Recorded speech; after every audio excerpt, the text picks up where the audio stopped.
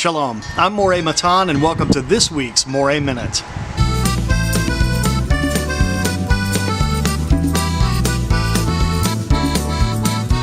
This week our Torah portion is Toldot, and this is the portion with the famous interaction between Jacob and his twin brother Esau, where Esau sells his birthright for a bowl of lentils. It might seem, if we grew up in a Christian context, that Jacob is the villain here, that he's somehow tricking his brother out of his birthright, but that's not really what's going on. When we look in the Hebrew, it says that Jacob is known as an ish tam, that he's a blameless man, a guiltless man. And also, we might get the wrong idea if we're only looking at our Bibles in English. For instance, when I was growing up and I heard that Jacob wanted to stay around the tents, and Esau was a man who was out in the wild and hunting, it almost seemed to me, especially being male, that Esau might be the person that I wanted to idolize, that I wanted to be like. He was more masculine, the manly man, out doing things in the outdoors. And Jacob was kind of boring, a homebody, a mama's boy even. In some modern English translations, the word home is even used. Jacob liked to stay home among the tents, but that's not in the Hebrew at all. In fact, when the gaps are filled in by the oral tradition and the oral interpretation of Judaism, we understand that the tents that Jacob was dwelling in were not his home at all, but rather he was going to study the Torah with Shem and Eber. Now, if you'll remember, Shem is one of the sons of Noah, and Eber is his grandson. And by the way, Eber is one of the places where we get the word Hebrew. The word Eber comes from a word that means to cross over, and that's the connotation with the word Hebrew. So what about this stew, and why does Esau spurn his birthright? Why does it, as some translations say, why does he despise his birthright? Well, first of all, it is important that the Bible tells us this is a dish made of lentils. Why is that important? Well, in Jewish culture, especially at this time, this is the first meal that you make for someone that is in mourning. The rabbis tell us that lentils, since they are round, it reminds us that grief goes all around to all of us. And because the lentils make a complete circle, there's no break in the circle, the rabbis say the lentil has no mouth, just as the person that is mourning is silent. So Jacob is making the first meal for a mourner. Well, who is mourning?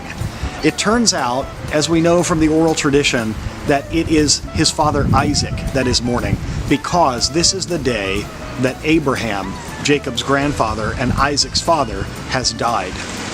Why isn't Esau making this mourner's dish with Jacob?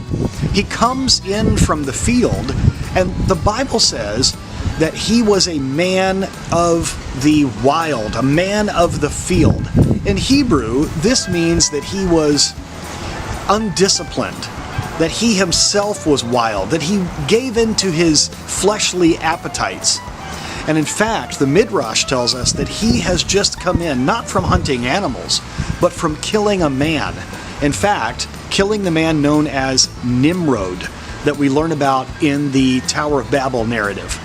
So Esau has come in, he has murdered this king of Babel. In fact, he's taken his special coat, and he is willing to give up his birthright just for this, well, stew, this lentil stew. What's interesting is when Esau says, "Give me some of that red stuff," in the Hebrew it says, "Pour into my mouth some of that red." The word stew or soup or dish or anything like that is completely missing. He is only focused on the physical appearance of it. He desires something that is red. And you know, Esau begins to be known as Edom, a word that means red. He was given to having an appetite for blood and war and violence. And he even says, "Pour into me some of this red." Not, "I would like to eat it." He wants to consume this, but doesn't even want to do the work of serving himself. He just wants someone to feed him.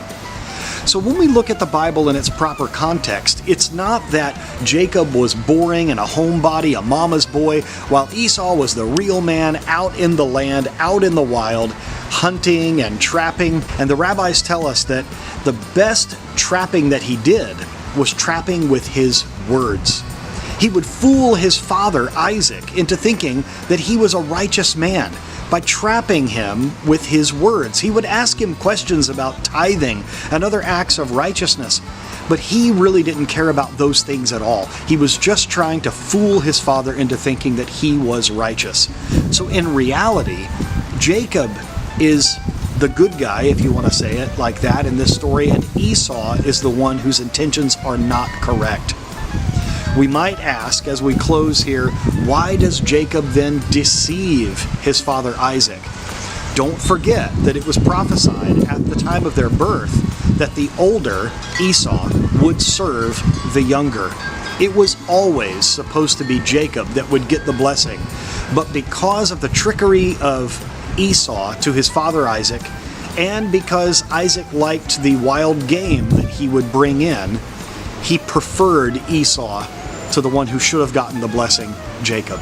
Thank you for joining me today. I am obviously out of town. I am in Texas for my cousin Abby's wedding, and I want to wish them all the best.